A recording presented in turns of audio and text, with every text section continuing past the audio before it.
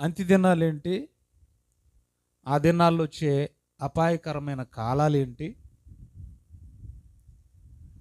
అంతరించిపోయేదేంటి, ఆ అంతరించిపోతున్న మానవ విలువలేంటి. ఇది బైబిల్ చెప్పిన భవిష్యత్తు. అది అక్షరాల జరగాలి. ఆకాశము భూమి గతించిన నా మాటలు గతించు, సున్నైనా పుల్లైనా తప్పిపోవడానికి వీల్లేదు. తర్వాత నేను ఎప్పుడు మీకు చెప్తూ ఉంటాను, నేను ఒక అంశాన్ని మీకు పంపించానంటే అది ఖచ్చితంగా ఎక్కడ ఉండాలి? బైబిల్లో ఉండాలి. ఇప్పుడు అంత్య దినాలు, అపాయకరమైన కాలాలు, మానవ విలువలు, ఇవన్నీ కలిసి ఒక సెంటెన్స్లో మనం చూద్దాం.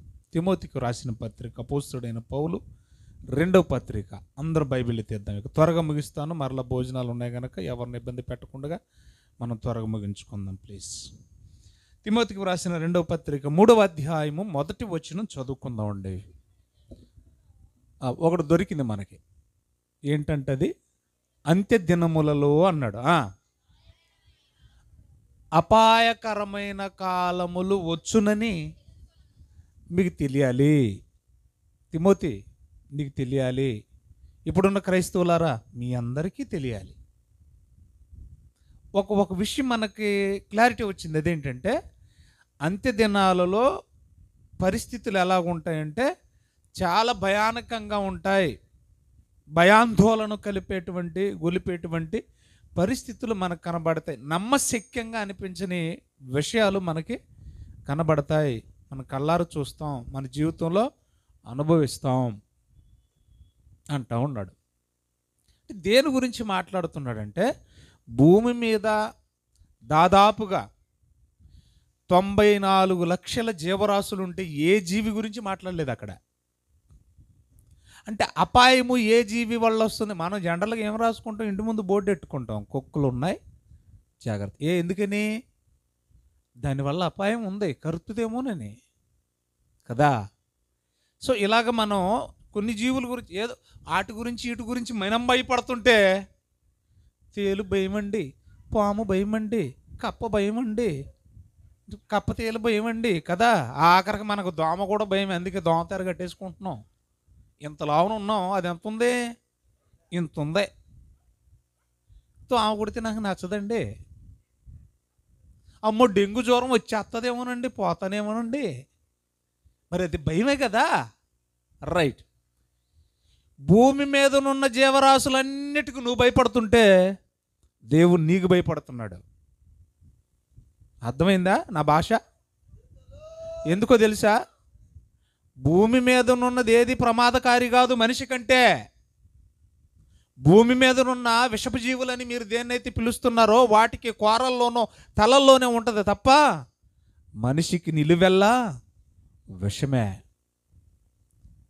ఇప్పుడు అపాయకరమైన కాలములు అంటే కాలాలలో అపాయం ఉండదు.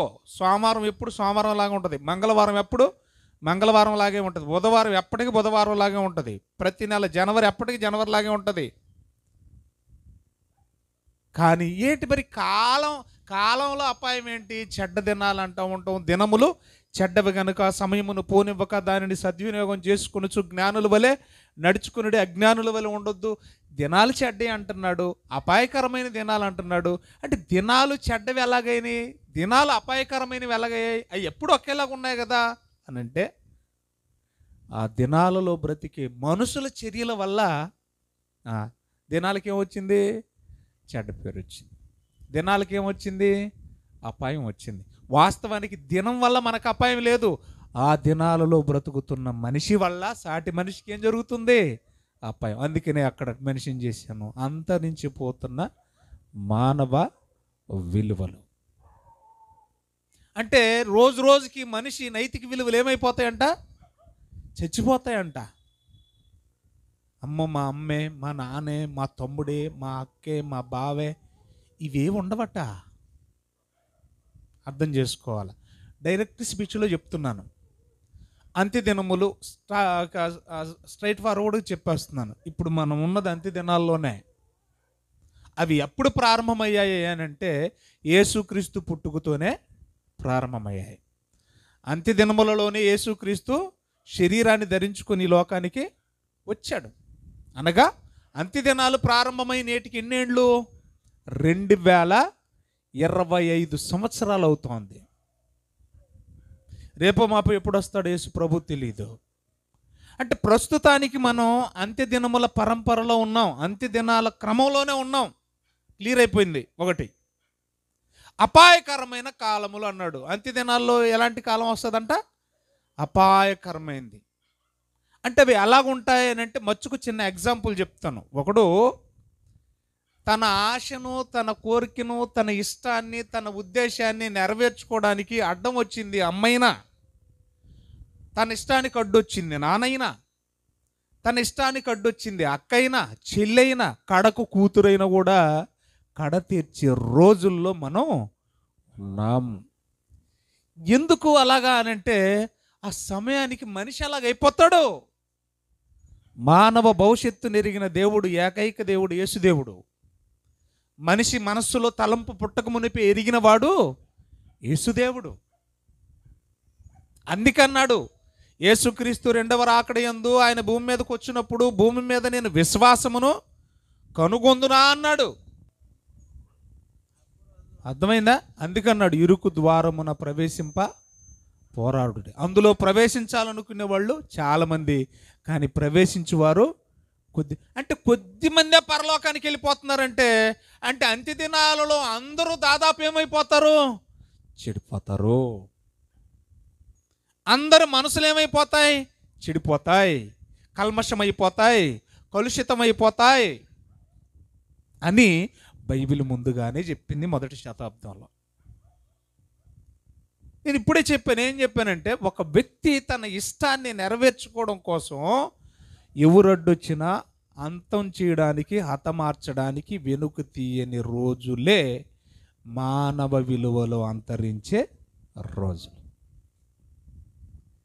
దీని అంతటి గల కారణం ఏంటనేది కొంచెం ముందుకెళ్ళి నేను చెప్తాను. నేను క్లిప్పింగ్స్ నేను మీకు చూపిస్తాను. ఎంత భయంకరమైన అంత్యదినాల్లో మనం ఉన్నామో చూద్దామండి దయచేసి.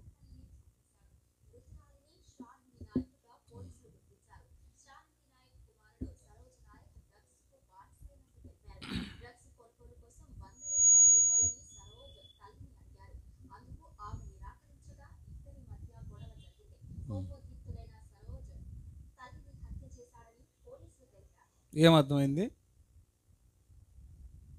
ఏం వినపడలేదా మీకు?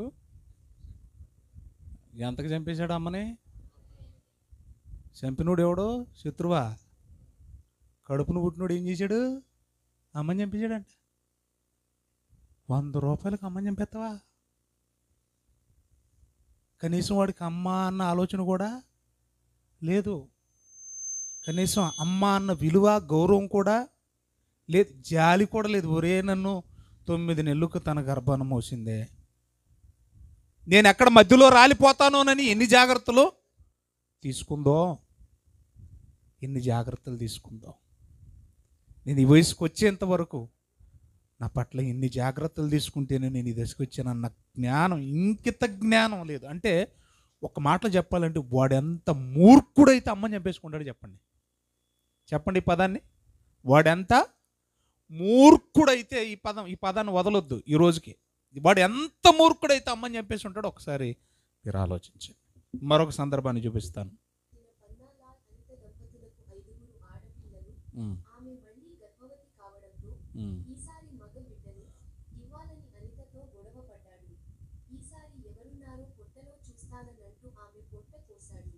వెంటనే చుట్టుపక్కల ఉన్న స్థానికులు హాస్పిటల్కి తరలించగా ఆమె ప్రాణాలతో బయటపడింది. కానీ లోపల ఉన్న మగబిడ్డ మాత్రం చనిపోయాడు. ఒక నరరూప రాక్షసుడు తన భార్య ప్రెగ్నెంట్గా ఉన్నప్పుడు పుట్టబోయే బిడ్డ ఆడ మగవని తెలుసుకునే దానికి 8 నెలల నిండు గర్భిణీ పొట్ట పూసిన కసాయి భర్త ఆ మానవ మృగానికి అప్పోటు జీవిత ఖైదీ విధి. చాలండి. ఏమర్థమైంది? వరుసగా 5 ఆడపిల్లలు పుట్టారంటండి. మళ్ళీ మీకు ఎక్స్ప్లెయిన్ చేస్తున్నాను నేను. వరుసగా ఆమెకి ఎంతమంది పుట్టారంట? 5. ఈసారి కూడా ఉంచుకుందంట ప్రెగ్నెన్సీ. ఎందుకు అని అంటే ఈసారైనా మగబిడ్డ పుడతాడేమో అని. ఎన్ని నెలల వరకు ఉంచాడట? 8 నెలల వరకు ఉంచాడంట. 1 నెల ఉంటే డెలివరీలో ఏదో ఒకటి తేలుద్దిగా. పోనీ నీకు ఇష్టం లేకపోతే పుట్టిన తర్వాత ఎవరికన్నా దత్తత పెంచుకుంటారు. నీకు ఇష్టం లేకపోతే మళ్ళీ ఆడపిల్ల పుడితే ఆ ఆడపిల్లలు లేక ఏడ్చే వాళ్ళు చాలామంది ఉన్నారు కదా. అసలు పిల్లలు లేక ఏడ్చే వాళ్ళు చాలామంది ఉన్నారు కదా. పోనీ 5 ఉన్నారు కాబట్టి ఈసారి కూడా ఆడపిల్ల పుడితే నీకు అంతగా నచ్చకపోతే ఆ బిడ్డను ఎవరికన్నా పెంచుకుంటారు కదా అపురూపంగా ఆడపిల్లని. ఏం చేశాడంట, అసలు నెలలు నిండకుండానే 8వ నెలలోనే వీడు ఆపరేషన్ చేశాడంట. ఇంట్లో ఉన్న వీడికి ఏం తెలుస్తుందండి? అసలు వీడు పొట్టగొట్టి పెట్టండి, నాకు అర్థం కాదు. వీడు మనిషా పశువా? చిత్రం ఏంటో తెలుసా? తీరా పొట్టగోసిన తర్వాత కడుపులో ఉన్నది మగబిడ్డ. బిడ్డ చచ్చిపోయాడు. తల్లి బతుకుద్దా? ఇంట్లో ఉన్న కత్తులతో పొట్టగొత్తే తల్లి బతుకుద్దా చెప్పండి? లోపల ఉన్న బిడ్డ బతుకుతాడా? ఏ దినాల్లో ఉన్నాం మనం? ఏంటండి కనీస నైతిక మనిషికి మానవ విలువల గురించి నేను మాట్లాడుతున్నా. దైవిక విలువల దగ్గరికి మనం వెళ్ళొద్దులేండి, మనది ఆ స్థాయి కాదులేండి. అప్పుడప్పుడు మనం అంటే నువ్వు మనిషివా పశువు అంటే మనిషికి ఉన్న జ్ఞానం కూడా మనిషికి ఉండట్లే. అందుకని మనిషిని పశువుతో లెక్కేస్తున్నారు. మరొక సందర్భాన్ని చూపిస్తాను చూడండి.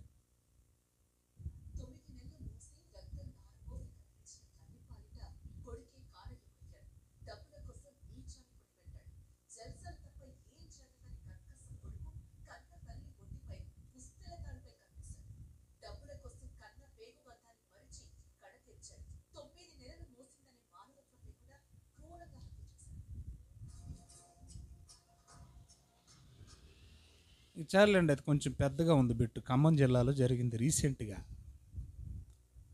వాడి జులాయితనానికి, వాడి ఆగడాలకి ఇంక తట్టుకోలేక అమ్మ వదిలేసిందండి. ఇంట్లో ఉన్న అన్ని తాకట్టు పెట్టాడు. ఇప్పుడు కన్ను దేని మీద పడ్డదంట? అమ్మ మంగళసూత్రం మీద పడ్డదట. మరి మంగళసూత్రం అవుతుందా? అది మెడ దాటి రావాలి. మంగళసూత్రం రావాలంటే ఏటి అలాగున్నారు? మా మెడకాయలు ఉంటాయో పోతాయనేనా? కాబట్టి ఇది మెడ దాటి రావాలంటే ఏం చేయాలి? ఆ మెడ బ్రతికుండకూడదు. వాడి మందుకో, వాడి సంతోషానికో, వాడి ఆనందానికో అమ్మని చంపేశాడు చిన్న మంగళసూత్రం కోసం. ఇవన్నీ ఇలా ఉంటే మరి కొంతమంది దేశాలు ఎలా ఉన్నాయో చూద్దాం. అది కూడా ఒక వీడియో చూడండి. కొత్తగా ప్రభుత్వం ఏర్పడింది అనుకోండి, మన గ్రామం ఉంది. స్త్రీలు ఏం చేస్తారు సాధారణంగా? బాబయ్య నాయకులు, అధికారులు, మీరు మాకు మంచినీటి సమస్య ఉంది కదా, కాబట్టి ఎక్కడన్నా ఒక వాటర్ ట్యాంక్ కట్టించండి. సముద్ర పొట్టున ఉన్నాం, ఏదో ఉప్పు నీళ్ళే పడుతున్నాయి. ఏమడుగుతామండి మనం? సాధారణంగా ఇవే కదా. మెడికల్ షాప్కి వెళ్ళాలంటే ఆ సెంటర్కి వెళ్ళాల్సి వస్తుంది, వైఎస్ఆర్ బొమ్మ దాకా. ఇక్కడ దగ్గరలో ఏదన్నా చిన్న వైద్యశాల ఒకటి ఏర్పాటు చేయండి. పారిశుద్ధ్య కార్మికులను తప్పకుండా పంపండి. మాకు ఇదిగో అమీనాబాద్ కాలనీలో సరిగ్గా డ్రైనేజ్ లేదు, డ్రైనేజ్ ప్రాబ్లం ఉంది కదా, డ్రైన్ లేవు కదా మనకి. ఇలాంటి సమస్యలు చెప్పుకుంటాం మనం. కానీ ఏ స్థాయికి వెళ్ళిపోయారో ఇప్పుడున్నోళ్ళు. ఒకసారి ఆ క్లిప్ వింటే నాకే నవ్వొచ్చింది. నాకు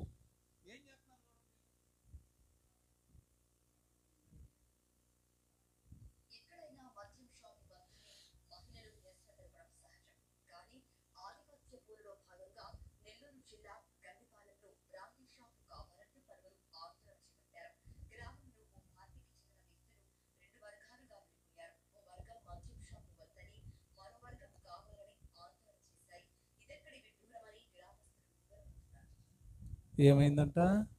గండిపాలెం, నెల్లూరు నాకు దగ్గరే. ఏమర్థమైంది ఏంటంట? పోనీ అక్కడ ఉన్నోళ్ళు ఎవరైనా కూడా యవ్వనస్తులు ఉన్నారా?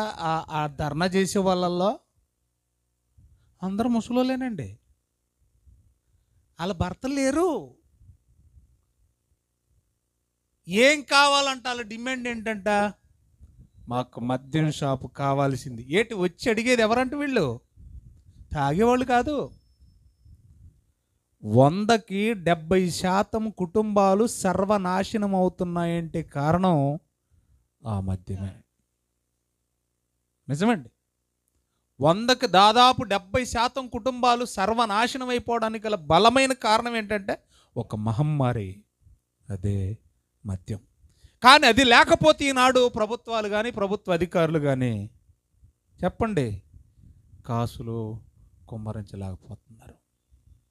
పైపెచ్చు చిత్రం బాధాకరం ఏంటంటే ఆ మద్యం బెల్ట్ షాపులన్నీ కూడా మన మంత్రులు, మన ఎమ్మెల్యేలు, మన ఎంపీలు, మన నాయకులే.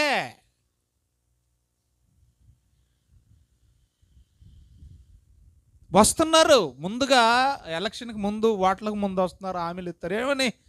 మద్యపాన నిషేధం ఎలాగైనా మేము ట్రై చేస్తామంటారు. ఇప్పటి వరకు ఒక ఎన్టీఆర్ ఒకనాడు చేశాడు తప్ప ఇంకెప్పటికీ ఏ నాయకుడు నాకు తెలిసి, నాకు ఊహ వచ్చిన తర్వాత ఎవ్వడూ ఏమీ చేయలేకపోతున్నారు.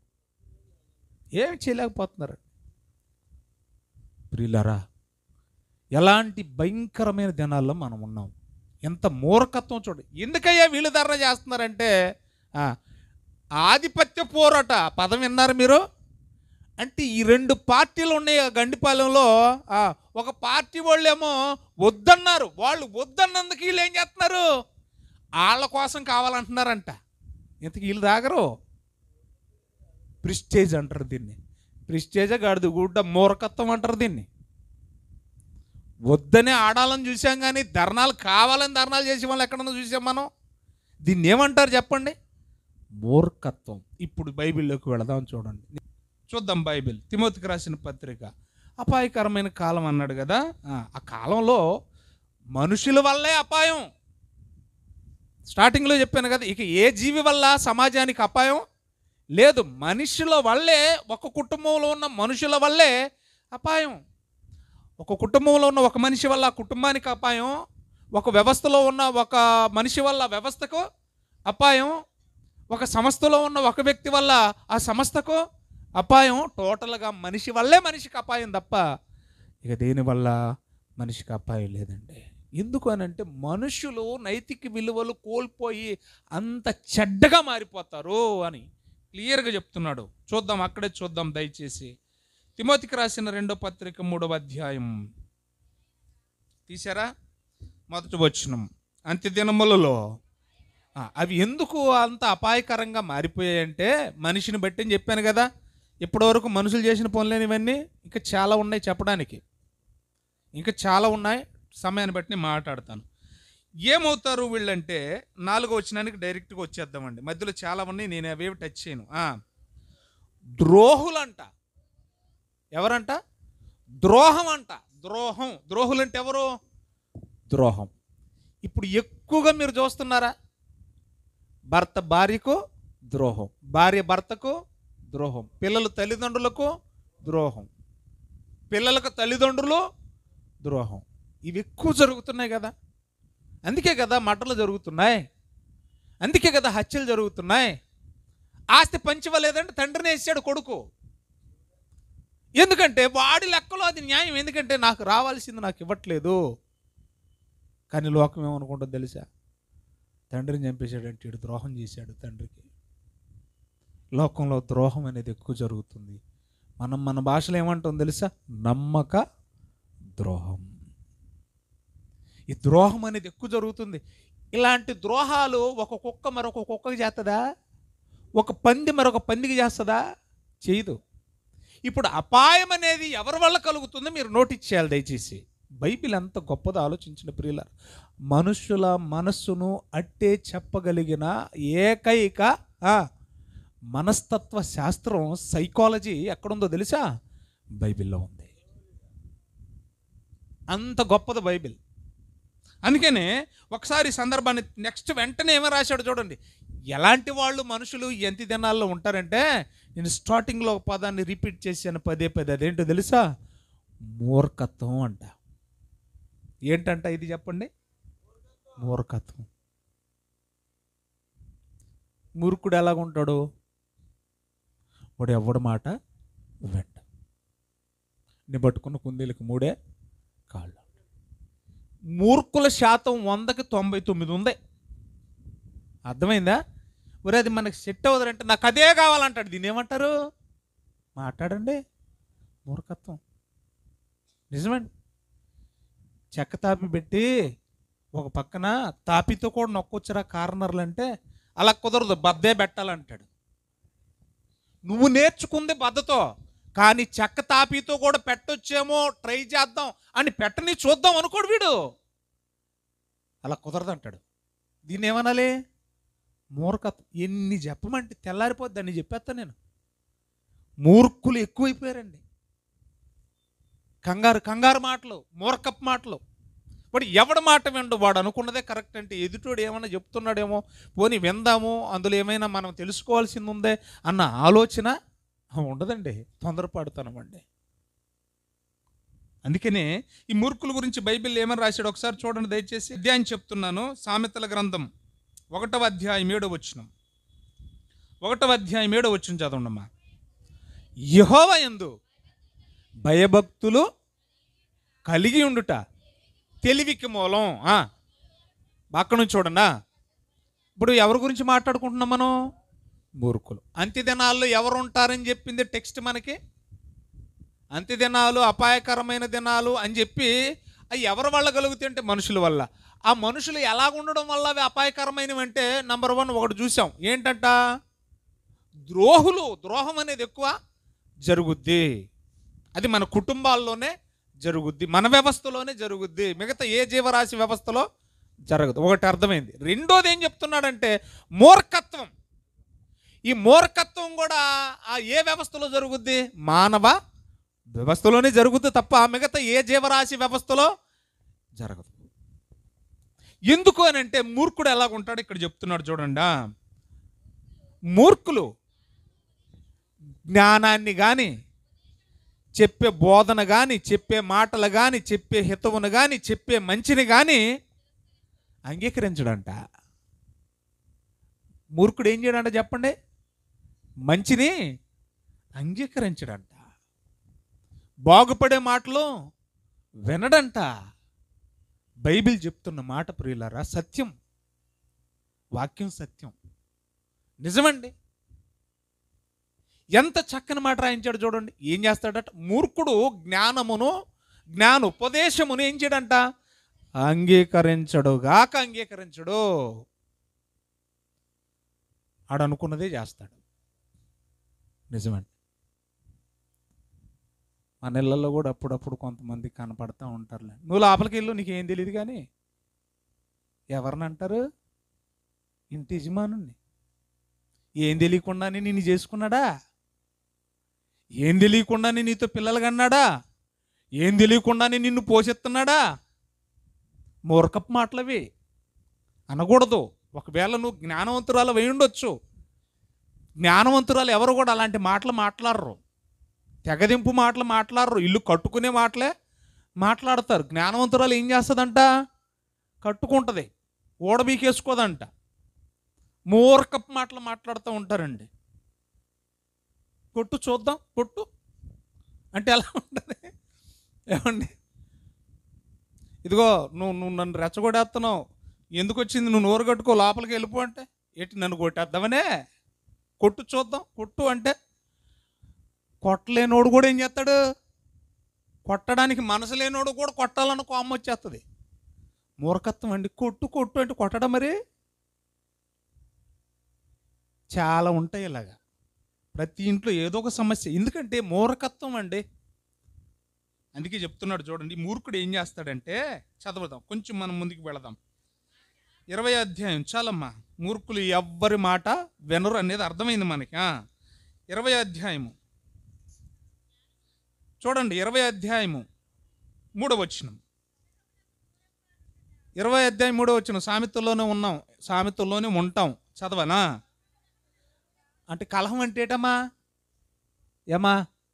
గొడవలు, దెబ్బలాట్లు మన భాషలో కదా.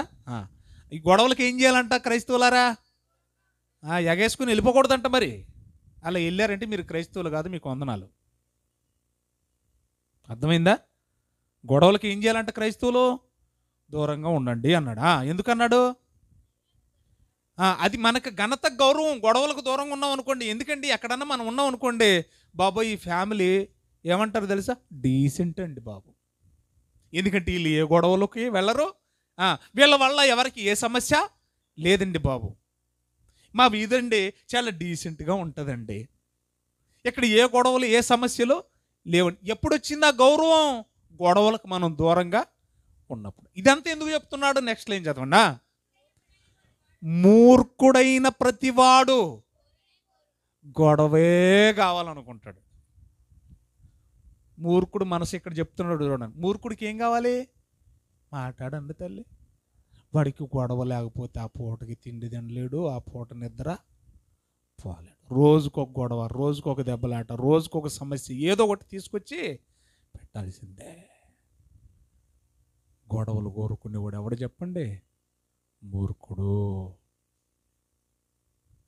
పెద్ద పెద్ద అసెంబ్లీలలోనే ఏమండి, నాకు ఒక్కోసారి అనిపిస్తుందండి, నేను తొందరగా చచ్చిపోతే బాగుండు అనిపిస్తుందండి. ఎందుకంటే ప్రజాపాలకులు, ప్రజానాయకులు అనేవాళ్ళు సమాజానికి మాదిరిగా ఉండాలండి. ఎవరో వచ్చారు, గెలిచారు. ఇప్పుడు నువ్వు వచ్చావు, గెలిచావు. ఒకడెవడో ఐస్పుల్లాగా మైకి తీసుకొచ్చి నీ మూతులే పెట్టినప్పుడు ఒక పెద్ద పొజిషన్లో ఉన్న నువ్వు ఎలా మాట్లాడాలి? వాడు మాట్లాడి మీడియా వాడు కూడా ఏం చేస్తాడు? నిన్ను రెచ్చగొట్టడానికి, ఆల్రెడీ ఓడిపోయినోడిని ఏమండి నీచిపరిచి కించపరిచి మాట్లాడడానికి రెచ్చగొడతా ఉంటాడు. అప్పుడు నువ్వు ఒక గౌరవ పొజిషన్లో ఉన్న వ్యక్తి ఎలా మాట్లాడాలి? ఆయన పాలనలో భగవంతుడు ఆయనకు అవకాశం ఇచ్చాడు, ఆయన చేయగలిగింది ఆయన చేశాడు. ప్రజలను వారి మనసును మెప్పించి ఈసారి ప్రభువు లేకపోతే భగవంతుడు మాకు అవకాశం ఇచ్చాడు, మేము చేయగలిగింది ఏదన్నా ఉంటే మేము చేస్తాం. బాగుంది కదా, అంతవరకే, అంతవరకు బాగుంది కదా. అలా కాదు. చట్టసభల్లో ఒకళ్ళ మీద ఒకళ్ళు దుమ్మెత్తి పోసుకోవడం, బూతులాడుకోవడం, దెబ్బలాడుకోవడం, చెప్పులు ఇసిరేసుకోవడం. ఎక్కడున్నాం మనం? ఎక్కడున్నామండి? పాలకుడే మూర్ఖుడైపోతే ప్రజలు ఏమవుతారు? పాలకులే మూర్ఖులైపోతే ప్రజలు ఏమైపోవాలి చెప్పండి? సమాజాన్ని ఏం చేద్దామని ఉద్ధరించేవాడే ఇలాంటి నీచాన్ని కొడిగడితే జనం ఏమైపోతారు? ప్రియులారా, మూర్ఖత్వం ఏలుబడి చేస్తుంది సమాజంలో. అందుకే ఈ మూర్ఖుడు ఏం చేస్తాడంట? నంబర్ 1, ఎవడు చెప్పింది వినడో. రెండోది ఏం నేర్చుకున్నాం మనం? వాడికి గొడవలే కావాలి, దెబ్బలాటే కావాలి, ఒకరి మీద ఉసుగొలపడమే కావాలి, ఒకళ్ళకొకళ్ళు గొడవ పెట్టించడమే కావాలి, ఒకళ్ళకొకళ్ళకి తగిలిచ్చి చూస్తూ ఉంటాడు వీడు. ఎందుకంటే వాడి గొడవ అంటే చాలా ఇష్టం. అతను కానీ ఆమె కానీ. ఇంకా ఈ మూర్ఖులు ఎలా ఉంటారో బైబిల్లో రాయబడిన 17వ అధ్యాయం 12వ వచనం చూడండి, ఎంత భయంకరమైన మాట రాశాడు చూడండి. అంత్య దినాలలో ఉన్నారు వీళ్ళు, ఇప్పుడు ఉన్నారు భూమి మీద, ఆ ఉన్నది మనుషులే, మనుషుల వల్లే మనిషికి, మానవ సమాజానికి అపాయం తప్ప మరి ఏ జీవరాశి వల్ల జరగదని దేవుడు ఎంత స్పష్టంగా రాశాడు చూడండి. సామెతల గ్రంథం 17వ అధ్యాయం 12వ వచనం. పిల్లలను పోగొట్టుకున్న ఎలుగుబంటిని ఎదుర్కోవచ్చు అంటండి. ఆగుదామండి ఒకసారి. ఎప్పుడన్నా మీరు ట్రై చేశారు అలాగా? ఎలుగుబంటి దాకా అక్కర్లేదులే కానీ ఈయన కుక్క ఉంటుంది కదా, ఈయనను కుక్కైనా మీరు ఏమంటారు? కుక్క ఈనిందనేనా అంటారు? కుక్క కన్నాది డెలివరీ అయింది అని అంటామా? అనం కదా. ఈనింది, దాని దగ్గర 10 పిల్లలు ఉన్నాయి. నువ్వు వెళ్ళి ఒక పిల్లని తీసిరా చూద్దాం. అదేంటండి అలాగున్నారు? 10 ఉన్నాయండి, అన్నీ కూడా పాలు తాగుతున్నాయి, కలబడిపోతాయి కదా. ఒక కుక్క పిల్లని తీసిరా, ఈయన కుక్క దగ్గరికి వెళ్ళి తెచ్చారు కనుక ఏం చేస్తుంది? కుక్క దాకా ఎందుకండి, కోడి దగ్గరికి వెళ్ళి కోడి పిల్లని తీసుకు చూద్దాం. పాపం దానికి శక్తి లేకపోయినా ఎగిరెగిరి తంటానికి ట్రై చేస్తుంది అది. అలాంటిది ఇక్కడ ఏమన్నాడు తెలుసా? ఎలుగుబంటి అంట, ఆడదది. మళ్ళీ అసలు ఎలుగుబంటిని చూస్తేనే మనం భయపడతాం. అలాంటి ఎలుగుబంటి పిల్లని మనం తీసుకెళ్ళిపోతే ఊరుకుంటుందా? దాని కళ్ళ ముందు ఎత్తుకెళ్ళిపోతే ఊరుకుంటుందా? ఏమండి, దాన్నైనా మనం మచ్చిక చేసి కంట్రోల్లో పెట్టొచ్చంట. అలాంటి ఏమండి క్రూర జంతువైన ఎలుగుబంటినైనా మనం కంట్రోల్లో పెట్టొచ్చు, కానీ మూర్ఖుణ్ణి మాత్రం మనం కంట్రోల్ చేయలేమంట. ఎందుకంటే వాడు అనుకున్నదే జరగాలి. అది జరగడానికి అడ్డొచ్చేది అమ్మైనా, నానైనా, అక్కైనా, తమ్ముడైనా, కడకు కన్న కూతురైనా కూడా చెప్పడమే. వాడిని కంట్రోల్ చేయలేం. ఎలుగు బంటినైనా మనం ఆపొచ్చు అంట, కానీ బైబిల్ అంత గొప్పదండి. మూర్ఖుని మాత్రం మనం కంట్రోల్ చేయలేం. చెప్పడానికి చాలా ఉన్నాయి ప్రియులరా. పుష్ప 2 ఏమైంది నీకు? ఇంట్లో పెద్ద టీవీ పెట్టుకున్నావుగా, గోడంతా టీవీ. చుట్టాలు ఇంటికి వస్తే 112 ఇంచులండి. ఏంటంటే అది గోడ పొడవు కాదు. నువ్వేమన్నా టీవీ అమ్ముతున్నావు ఏంటి ఇప్పుడు? నాకెందుకు ఇంచులు? 45 ఇంచెస్ అండి, 65 ఇంచెస్ అండి. ఎందుకు చెప్తున్నామమ్మా? నేనేమన్నా కొంటానన్నా నేటి? మనం ఇంట్లోకి వెళ్ళంగానే మన బడాయి టీవీ చూపిస్తాం, రైట్. మరి ఉందగా, ఇంక థియేటర్కి ఎందుకు? థియేటర్ అంత టీవీ ఉంది ఇంట్లో. పోయి ఎక్కడికి వెళ్ళావు మళ్ళా నువ్వు? పుష్ప 2 కూడా ఏ షోకి వెళ్ళావు నువ్వు? ప్రీమియర్ షో అంట. ప్రీమియర్ షో అంటే ఏంటి? రేపు పొద్దున్నే రిలీజ్ అయ్యేది కాస్త ఈరోజు రాత్రి అర్ధరాత్రి రిలీజ్ అవుద్ది. అర్ధరాత్రి ఒక రోజు ముందు రిలీజ్ అవుద్దండి, అంతేనండి. ఆ మరుసటి రోజే అన్ని హాళ్ళకి రిలీజ్ చేస్తారండి, అంతే కదా. మీ చిత్రం ఏంటంటే ఇప్పుడున్న టెక్నాలజీని బట్టి రిలీజ్ అయిన రోజే ఆల్రెడీ సెల్ ఫోన్లకు కూడా మాట్లాడండి, ఏమి ఎరగనట్టు ఉండకండి, వచ్చేస్తుంది, రైట్. చక్కగా మంచం మీద పడుకుని అంత పిచ్చి ఉంటే నీకు అల్లు అర్జున్ అంటే శుభ్రంగా మంచం మీద పడుకొని చూడొచ్చు. ఒక ఆడ మనిషివి అర్ధరాత్రి 3 గంటలప్పుడు వేస్తున్న ఆ ప్రీమియర్ షో అక్కడ టికెట్ దొరుకుద్దో లేదో తొక్కిసలాట ఉంటుంది. ఖచ్చితంగా ఆ వ్యక్తి సెలబ్రిటీ వస్తున్నాడని తెలిసి చిన్నపిల్లల్ని వేసుకుని వెళ్ళామంటే నువ్వు మూర్ఖురాలివా జ్ఞానవంతురాలివా? శ్రీతేజ్ అనేవాడు ఇప్పటికీ వాడు కోమాలోనే ఉన్నాడు, బతుకుతాడో చస్తాడో కూడా తెలియదు. నువ్వు చేసిన పనికి వాళ్ళ మీద కేసులు, వీళ్ళ మీద కేసులు, ప్రభుత్వాలు దెబ్బలాటాడుకుంటున్నాయి ఒక్క ఆడ మనిషి చేసిన మూర్ఖత్వానికి. మూర్ఖ పనులు ఎలా ఉంటాయి చూడండి. చచ్చిపోతావా చూడకపోతే ఆ రోజు, మరుసటి రోజు చూస్తే ఏమైద్ది? నువ్వు నిజంగా సావడానికి వెళ్ళావు అక్కడికి. పోయింది జీవితం, నీతో పోలా. నీ బిడ్డ కోమాలో ఉన్నాడు, భర్తని విధవం చేసి వెళ్ళిపోయావు. మూర్ఖత్వం పెట్టిపోతుంది ప్రియులారా. రోజు రోజుకి రోజులు ఏం బాగోలేవండి, అనగా మనుషులు బాగోలేరు. అంతరించిపోతున్న మానవ విలువలు, నైతిక విలువలు. అందుకే చెప్తున్నాడు సామెతల గ్రంథం 26వ అధ్యాయం 5వ వచనం. మరి ఏం చేయాలండి ఈ మూర్ఖులను మనం ఎలా ఎదుర్కోవాలంటే అక్కడ ఏమని రాయించాడో చూడండి దయచేసి. వాని మూఢత చొప్పున అంటే ఏంటి అర్థం ఏంటి అంటే మన మూర్ఖుడిని వాడు అనుకున్నదే చేస్తాడండి, వాడు అనుకున్నదే నెరవేరుస్తాడండి, వాడు అనుకున్న దానికి అడ్డుపడితే చంపేస్తాడు కదా. మరి అలాంటి వాళ్ళని ఎవరు మార్చాలంటే మనమే మార్చుకోవాలి. అది ఎలాగా అంటే దానికి సొల్యూషన్ కూడా బైబిల్లో చెప్తున్నాడు. ఏమన్నాడు తెలుసా? వాడికి చెప్పు. ఎన్నిసార్లు చెప్పాలి? బాగా నోటీస్ చేయండి, అక్కడే ఉంది. ఎన్నిసార్లు చెప్పాలి? 1-2 సార్లు చెప్పు. ఒకవేళ నువ్వు చెప్పావనుకో, వాడు విన్నాడా వాడికి మంచిది, అర్థమవుతుందా? ఒకవేళ చెప్పకపోతే మనం నేరస్తులం అవుతాం. చెప్పడం వరకే, ఆ చెప్పడం కూడా పదే చెప్పాల్సిన పని లేదు. పదే చెబితే ఎలాగుంటుందో తెలుసా? పదే చెబితే ఎలాగుంటుందో తెలుసా? ఒక న్యూస్ చదివి వినిపిస్తాను చూడండి. నిద్ర లేపిందని తల్లిని చంపేసిన బాలుడు. ఏంటి న్యూస్ ఏంటి? నేను తయారు చేసుకొచ్చింది కాదు అది, న్యూస్ అది. పదే చెబితే ఏమవుద్ది? అర్థం అవ్వలేదా? మూర్ఖుడికి 1-2 సార్లు చెప్పి వదిలేయి, అంతే. పదే చెబితే ఏమవుతుంది? పొద్దున్నే మీ పిల్లల్ని ఎన్నిసార్లు లేపాలి? అమ్మో ఈ న్యూస్ విన్నాక లేపరేమో మీరు. న్యూస్ మళ్ళీ చదువు తల్లి, మైకులో చదువు బాబయ్య. నిద్ర లేపేసిందని తల్లిని చంపేసిన బాలుడు. భర్త కాదు, చంపేస్తా బాలుడు. అర్థమైంది మీకు? మరి ఏం చేయాలి? నిద్ర కూడా లేపకూడదండి, అది కూడా పాపమే. ఎంత మూర్ఖత్వం అండి! అమ్మో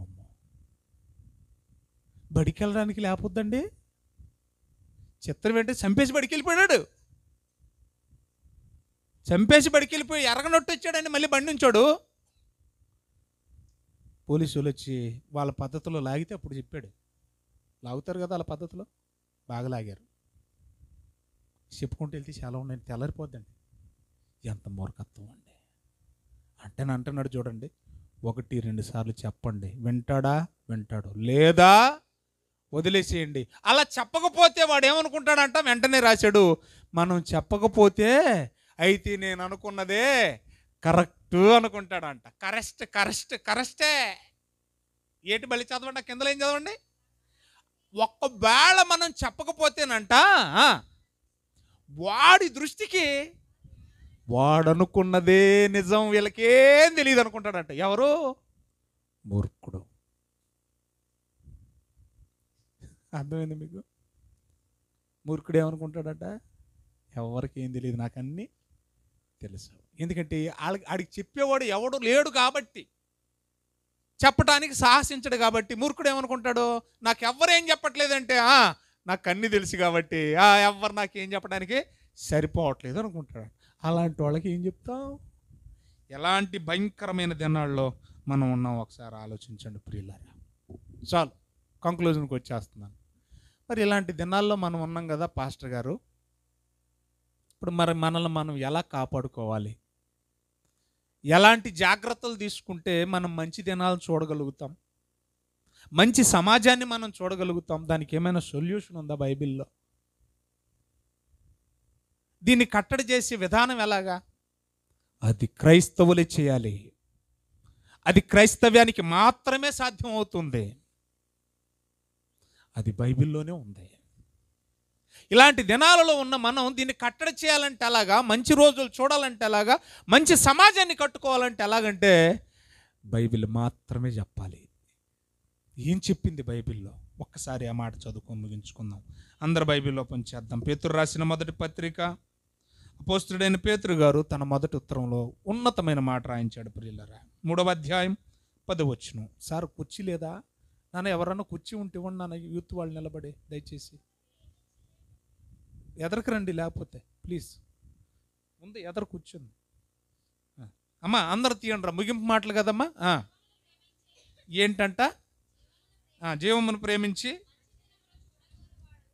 అక్కడి నుంచి చదువుదాం. ముందు అక్కడి నుంచి చదువుదాం. మంచి దినములు చూడగోరు వారు. ఆగుదాం. ఇప్పటి వరకు ఏ దినాల గురించి మనం మాట్లాడుకున్నాం? ఎందుకు అయిపోయినాయి దినాలు ఇలా చెడ్డగా? ఏ జీవిని బట్టి అయిపోయినాయి? ఏమండి? మానవ జీవే. ఏమండి? ఈ జీవిని బట్టే దినాలన్నీ ఏమైపోయినాయి? విలువలు లేకుండా పోయినాయి. అసలు విలువలే లేకుండా పోయినాయి. నైతిక విలువలు లేకుండా పోయినాయి. మానవ విలువలు లేకుండా పోయినాయి. సామాజిక విలువలు లేకుండా పోయినాయి. సరే పోతే పోయినాయండి, ఇంతవరకు పోయినాయి, బాగానే ఉంది. మరి బాగుపడాలంటే ఏం చేయాలి అని అంటే దానికి సొల్యూషన్ బైబిల్ చెప్తుంది.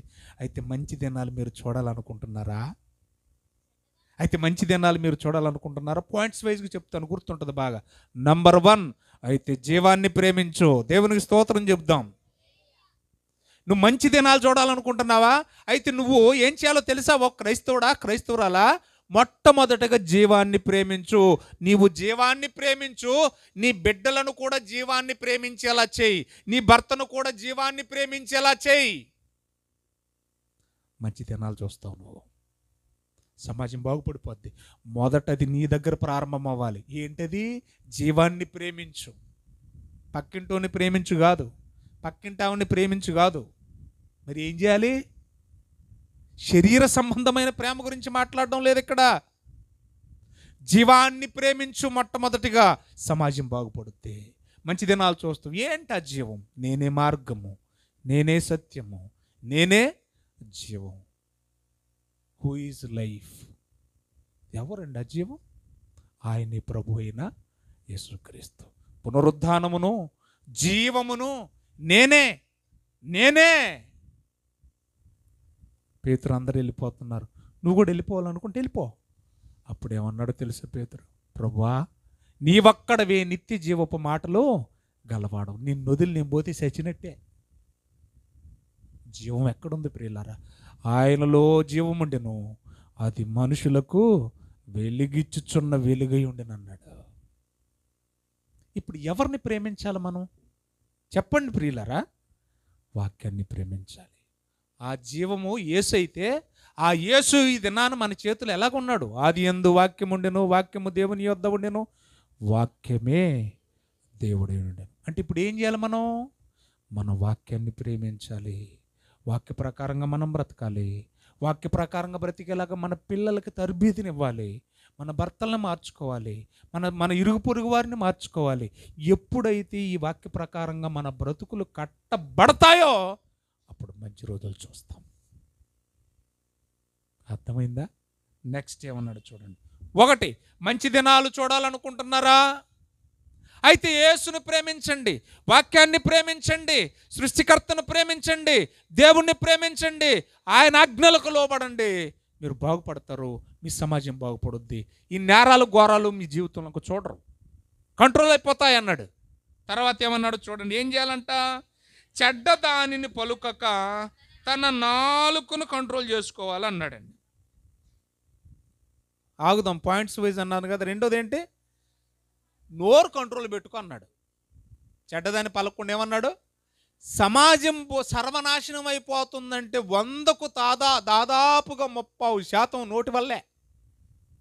సమాజంలో గొడవలు, దెబ్బలాటలు, కొట్లాటలు, మర్డర్లు ఎందుకు జరుగుతున్నాయి తెలుసా? ఎందుకు జరుగుతున్నాయి బాబా? రాసి ఉంది కదా, కనబడతలేదు నీకు? ఏమని రాసి ఉందండి? స్త్రీలను గౌరవించడం మన సాంప్రదాయం, వారికి కేటాయించిన సీట్లలో వారినే కూర్చునేద్దాం. రాసి ఉంది కదండి. అక్కడ కూర్చుంటే ఎలాగా? వెనక్కిలిపి ఉండే అన్నాడు కండక్టర్. అర్థమైందా? కండక్టర్ ఏమన్నాడు? ఆడవాళ్ళ సీట్లో కూర్చున్నాను, అక్కడ కూర్చోకూడదు బా. అప్పుడు అతను ఏమంటున్నాడు? మాట చూడండి. అప్పుడు అతను ఏమన్నాడు? ఆడవాళ్ళు ఇంకా ఎవరు రాలేదు కదండి, ఎవరు లేరు కాబట్టి నేను బాగుంది, ఈ మాట కూడా బాగానే ఉంది కదా, రైట్. అంతటితో ఈ కండక్టర్ ఆగాలిగా. పోనీలే, వచ్చాక ఆడి వెళ్ళిపోతాలే, ఆడి మురుకులా ఉన్నాడు అనుకోవచ్చు కదా. లేదు, నీ ఇష్టమా నా ఇష్టమా, ప్రభుత్వం ఇష్టం, వెనకాలకి వెళ్ళిపో, నువ్వు ఉన్నా లేకపోయినా ఆడు కూర్చోడానికి లేదన్నాడు. అలా మాట పెరిగి ఏమైంది? ఏమండి, నాకు బాగా గుర్తు, టిక్కెట్లు కొట్టేది వరుసగా టిక్కెట్లు ఉంటాయి. దాంట్లో ఒకటి సిల్వర్ది ఉంటుందండి, ఇలాగా ఫైల్ లాగా. తెలుసా మీకు? ఎర్ర బస్సులు ఎక్కినాం కదా మనం అందరమే. కండక్టర్ దగ్గర ఏముంటుంది? పటా పంచి కొట్టేది ఒకటి ఉంటుంది, టికెట్లు అన్నీ కలిపి ఒక ఫైల్లో ఉంటుంది. ఆ ఫైల్ దేంతో తయారు చేసి ఉంటుంది? అల్యూమినియం. అది తీసుకుని కొడితే తలకాయ బద్దలాసిపోయింది. ఎవరికి? కండక్టర్కే. మాట పెరిగితే ఈడు చేతిలో దాడి తీసుకొని అన్నీ కొట్టేశాడు. ఏమైంది? బూతులు ఎందుకు వచ్చినాయి? గొడవ ఎందుకు వచ్చింది? తలక ఎందుకు బద్దలాసిపోయింది? మాట పెరుగుతూ ఉంటే ఎలా ఉంటుంది? ఇలాగ ఉంటుంది. అందుకనే కొన్నిసార్లు మనం నోరు కట్టేసుకుంటే అసలు దెబ్బలాటలన్నీ దేనికి జరుగుతున్నాయో తెలుసా? ఎక్కడ దాకా ఎందుకండి? ఈరోజు మన మానవ పరిపాలక సమాజంలోనే గొడవలకు మూలం ఏంటి? పాలనలో ఉన్నప్పుడు నోరు బారేసుకున్నారు. ఇప్పుడు గొడవలన్నీ రెడ్ బుక్ ఓపెన్ చేయడానికి గల కారణం ఏంటి? అదేంటి ఎరగనట్టున్నారు? ఎవరెవరైతే మమ్మల్ని దుర్భాషలాడారో, ఎవరెవరైతే మమ్మల్ని బూతులాడారో, ఎవరెవరైతే మమ్మల్ని తోలనాడారో, ఎవరెవరైతే మా కుటుంబాలు, మా అక్కలు, మా భార్యలు, మా పిల్లల గురించి చెడ్డగా మాట్లాడారో, ఈరోజు వాళ్ళందరినీ వరుసపెట్టి ఏం చేస్తున్నారు? కటకటాల వెనకాలకు పంపిస్తున్నారు. కారణం ఏంటి? ఎవడొచ్చినా అదే జరుగుద్ది, ప్రతీకార చర్య. ఇది మానవ లోకంలో జరుగుతుంది. దీనంతటి గల మూలం ఏంటి? చెప్పండి అమ్మలారా, ఎందుకు జరుగుతున్నాయి ఇవన్నీ? నోటి జాగ్రత్త. ఇప్పుడు ఏం చేయాలి మనం? సమాజం బాగుపడాలంటే నీ నోరు కట్టుకో, బాగుపడుద్ది అన్నాడు. ఏమైంది? ఏదో ఒకటి అన్నది అనుకోండి, విన్నట్టు ఎరగనట్టు ఉండరాదే, గొడవ లేకుండా పోద్ది. మా ఇంటి పక్కన యానాదేనో ఒక ఆయన ఉంటాడండి. నేను బాగా చిన్నోండండి. నేను చదువుకున్నప్పుడు ప్రపంచాన్ని జయించాడు అలెగ్జాండర్ అని చదువుకున్నాం. కానీ ఆ రోడ్డు మీదకి వచ్చి ఏమంటాడు తెలుసా? పెద్దోడు నాకంటే ఏమంటాడు తెలుసా? ఈ ప్రపంచంలో నన్ను గెలిచినోడు ఎవరు లేరురా అంటాడు. అదేంటి మా ఊరు దాటి అక్కడికి వెళ్ళలేదు, ప్రపంచాన్ని గెలిచినోడు ఎవరు, ప్రపంచంలో నన్ను గెలిచినోడు ఎవరు లేడు అంటాడేంటి? మా ఊరు వాగు కూడా దాటలేదు వీడు, వాగు కూడా దాటలేదు వీడు. ఇదేంటి ప్రపంచంలో నన్ను గెలిచినోడు ఎవరు లేడు అంటాడేంటి? నాకు అర్థమయ్యేది కాదు ఆ వయసులో. రాను వయసు పెరిగే కొద్దీ నాకు అర్థమైందండి ఆ మాటలో సీక్రెట్ ఏంటో తెలుసా? అన్నయ్య ఎందుకన్నావు అన్నయ్య అలాగా అన్నదన్నయ్య అని అంటే అనేవాడు, ఎందుకంటే రే నేను ఎవరి జోలికి వెళ్ళను రా, అందుకని ఎవడు నా జోలికి రాడురా. ఒకవేళ ఎవడన్నా నా జోలికి వచ్చినా మళ్ళీ నేను వాడి జోలికి వెళ్ళను రా. ఒకవేళ ఎవడన్నా వచ్చి నన్ను తిట్టిన నేను తిరిగేసి తిట్టనురా. ఇంక నాతో దెబ్బలాటకు వచ్చే మగోడు ఎవర్రా అంటాడు. ఏమర్థమైంది మీకు? అందుకనే ప్రపంచంలో నాతో గొడవకు వచ్చేవాడు ఎవడో ఉండడు, నా గొడవకు వచ్చి నాతో గెలిచేవాడు ఎవడో ఉండడు, ప్రపంచంలో నన్ను కొట్టేవాడు ఎవడో ఉండడు. ఎందుకని ఎవడేమన్నా నేను పట్టించుకున్నాను కాబట్టి. అది విజయం వెనకాలన్న రహస్యం.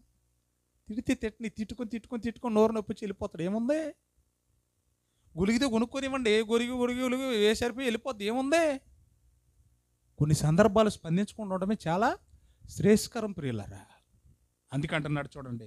ఇప్పుడు ఏం చేయాలంటే ఎంత సాధ్యమైతే అంత సాధ్యమైనంత మటుకు నోరు కట్టేసుకో అన్నాడు. ఒకటోది మంచి దినాలు చూడాలంటే ఏం చేయాలి? దేవుని వాక్యాన్ని ప్రేమించాలి, వాక్య ప్రకారంగా బ్రతకాలి. రెండోది ఏమన్నాడు? వాక్య ప్రకారంగా చెడ్డదేది పలకూడదు. మీ నోట బూతులైన సరస్సోక్తులైన బైబిల్కి చాలా ఉన్నాయి మ్యాటరు, ఇవేవి రానివ్వకూడదు. ఏం చేయాలంటే ఆశీర్వచనమే. నీ జమ్మడిపోనగా దేవుడు నిన్ను దీవించునుగాక, నీ గోరిగట్టనగానే దేవుడు నిన్ను మాట్లాడండి, నువ్వు సర్వనాశనం అయిపోను దేవుడు నిన్ను, అదే రావాలి మనకి. ఎన్ని బూతులు ఆడితే అన్ని దీవులు ఇచ్చిండి తిరిగేసి. అర్థమైందా? యేసుప్రభు అంతటోని డొక్కలు బలంగా పొడుస్తుంటే తండ్రి వీరిని క్షమించి అన్నాడు. సర్వనాశనం అయిపోను అన్నాడా? నిన్నేమన్నా పొడిచారా? మాటే కదంట. పొడిపించుకున్నాడు, ఏమనలేదు. నిన్ను దూషించేవాడిని కూడా ఏమన్నాడు? నిన్ను హింసించేవాడిని కూడా ఏమన్నాడు? క్షమించన్నాడు, వారి కోసం ప్రార్థించన్నాడు తప్ప తిరగేసి దెబ్బలాడికి వెళ్ళిపోతున్నాం క్రైస్తవులారా. అంత దెబ్బలు తిన్నాయని దీవెలు ఇచ్చేస్తుంటే మాట అన్నందుకు నీకు అంత బాధ. పైపెచ్చు మనం ఎవరు? మళ్ళీ క్రైస్తవులం. ఏమర్థమైందండి మన క్రైస్తవ్యం? ఓర్పు లేదు ప్రియులారా. మూడో మాట చూడండి. మంచి దినాలు చూడగోరుచున్నారా? కపటపు మాటలు చెప్పకుండా పెదాలకు. కపటపు మాటలు అంటే ఉన్నవి లేనట్టు, లేనివి ఉన్నట్టు, ఉన్నవి లేనివి కలిపి చెప్పినట్టు. వీటి వల్ల కూడా చాలా సంసారాలు ఏమైపోతున్నాయి? నాశనం అయిపోతున్నాయి. చెప్పుడు మాటలు అంటారు కదా, మొదటి కుటుంబం సర్వనాశనమైంది అక్కడే.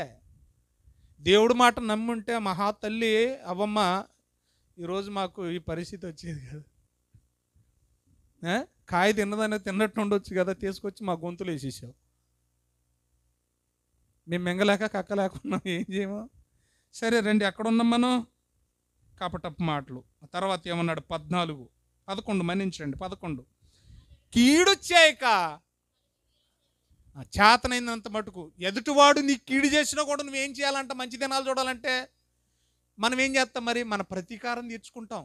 నిజంగానండి, మనకు నచ్చని వాళ్ళు కానివ్వండి, ఏమండి, ఒకవేళ మనం ఇంతకుముందు గొడవాడుకున్నాం అనుకోండి, మీ ఇంట్లో ఏదైనా జరగరాంది జరిగితే నేను తెగ ఆనందించేస్తున్నాను.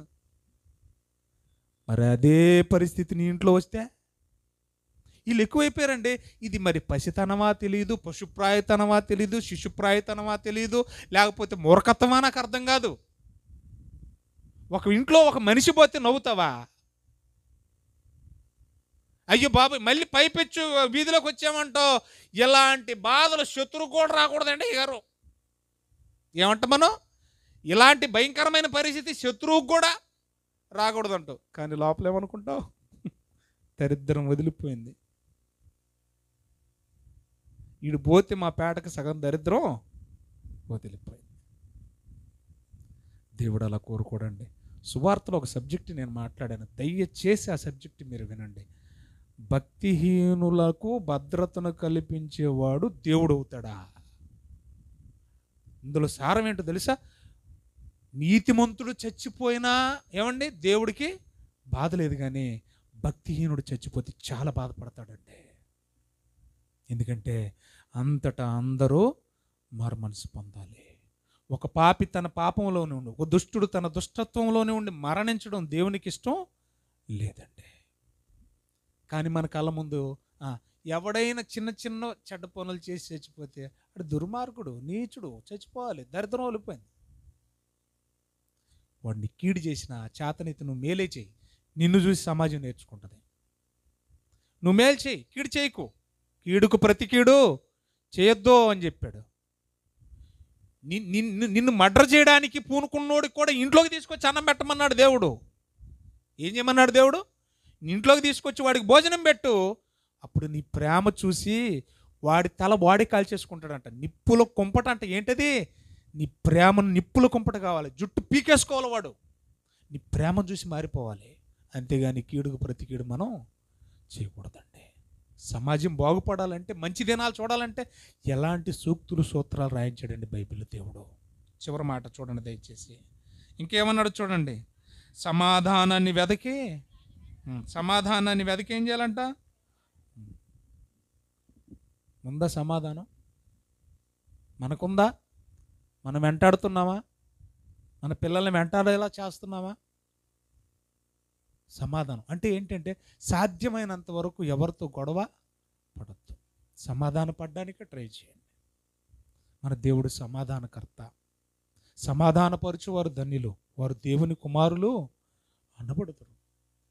ఎప్పుడైతే ఈ సమాధానం ఉంటుందో, గొడవలే లేనప్పుడు ఆ సమాజం ఎంత చల్లగా సుభిక్షంగా ఉంటుంది ప్రియులారా. అన్నిటికి మించి చివరికి ఒక మాట చెప్పి ముగించేస్తా. లోకసువార్త 21వ అధ్యాయము 19వ వచనం ప్రార్థన చేసుకుందాం. లోకసువార్త ముగించుకుందాం. 21వ అధ్యాయం 19వ వచనం. అమ్మ అందరు తీయాలమ్మా, లాస్ట్ వర్డ్ కదా. నీవు నీ ఓర్పు చేత ఏం చేత? ఓర్పు ఉంటే ఏం దక్కించుకుంటారట? మరి ఉంటుంది అది. సమాజం బాగుపడాలంటే మనకేం ఉండాలో తెలుసా? ఎంత ఓర్చుకోవాలి ప్రభు అంటే ఎంత అన్నాడు. ఎంత ఓర్చుకున్నాడు నా ప్రభు? సిలువ ధ్యాన కొడుకుల్లో ఉన్నాం కదా. ప్రభు నువ్వెంత ఓర్చుకున్నావు, మమ్మల్ని ఓర్చుకోమంటున్నావు, మా ప్రాణాలు దక్కించుకోవాలంటే అంటే నేను ఎంతగా ఓర్చుకున్నానంటే నేను ఎంతగా ఓర్చుకున్నాను. మరి మనం ఎంత ఓర్చుకోవాలి? మీరు విశ్వాసులైతే మీ విశ్వాసానికి పరీక్షే ఈ ఓర్పు.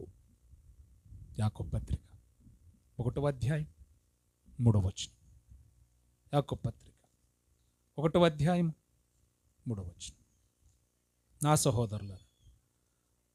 సహోదరులారా, నా సోదరిమణులారా, మీరందరూ విశ్వాసులు కదా. మీరు నిజంగా విశ్వాసులైతే ఆ విశ్వాసానికి ఒక పరీక్ష ఉంది. అదేంటో తెలుసా? వాళ్ళు బూతులాడారని వెంటనే నువ్వు బూతులాడతావా, నోరు కట్టేసుకుంటావా? అది నీకు పరీక్ష. వారు నిన్ను దుర్భాషలాడారని నువ్వు వెంటనే దుర్భాష ఆడేస్తావా, నోరు కట్టేసుకుంటావా ఓర్పుతో సహనంతో? వాడు దెబ్బలాట కాలు దువ్వుతున్నాడని చెప్పేసి నువ్వు దువ్వుతావా, కంట్రోల్లో ఉంటావా? అది నీ విశ్వాసానికి పరీక్ష. నిన్ను రెచ్చగొడతాడు కావాలంటే రెచ్చిపోతావా? పోతే నువ్వు విశ్వాసివే కాదు. సహించాలట, ఓర్చుకోవాలట. సమాజం బాగుపడాలంటే కుటుంబంలో ఎవరో ఒకరు ఓర్చుకోవాలి ప్రియులరా. లేదనుకోండి, ఇద్దరు పందెం కోళ్ళు అయితే పరిస్థితి ఏంటి? ఏదో ఒక్కడు చచ్చేస్తుంది. ఇద్దరు పందెం కోళ్ళు అయితే ఏదో ఒక్కడు ఏమైపోద్ది? చచ్చిపోద్ది. మరి ఏం చేయాలి? ఎవరో ఒకరు తగ్గాలి. ఆ ఓర్పు మన ప్రభువులో చూసి నేర్చుకోవాలి. అందుకంటున్నాడు, నా ప్రియ సహోదరులారా, మీ విశ్వాసానికి మీరు నిజంగా విశ్వాసులైతే దానికి ఒక టెస్ట్ ఉంటుంది. ఆ టెస్ట్ చూసుకోండి, ఆ టెస్ట్లో చూసుకోండి మీరు విశ్వాసులు కాదో. ఏంటి ఆ టెస్ట్ అంటే? ఓర్పు అనే టెస్ట్ అట. ఏం టెస్ట్ అంట ఇది? ఓర్పు అనే టెస్ట్ అంట. ఈ టెస్ట్లో మనం పాస్ అయితే ఏంటట? మనం విశ్వాసులమే. మనం విశ్వాసులం అవుతాం, ప్రపంచాన్ని మార్చుకోగలుగుతాం. కనుక మూర్ఖపు దినాల్లో మనం ఉన్నాం, చెడ్డ దినాల్లో మనం ఉన్నాం, అంత్య దినాల్లో మనం ఉన్నాం. ఈ దినాలలో మానవుడు వారి యొక్క నైతిక విలువలు, మానవ విలువలు అంతరించిపోతున్న దినాల్లో ఉన్నాం. భయంకరమైన దినాల్లో మనం ఉన్నాం. ఈ దినాలు బాగుపడాలంటే క్రైస్తవుడా, క్రైస్తవురాలా, అది నీ ఓర్పు చేతనే సాధ్యం, నీ భక్తి చేతనే సాధ్యం, నీ విశ్వాసం చేతనే సాధ్యం, నీ సత్ప్రవర్తన చేతనే సాధ్యం. నీకు ఇవన్నీ కలగాలంటే అది దేవుని వాక్యం చేతనే సాధ్యం. దేవుడు మిమ్మును మీ కుటుంబాలను దీవించునుగాక. ఆమేన్. God bless you.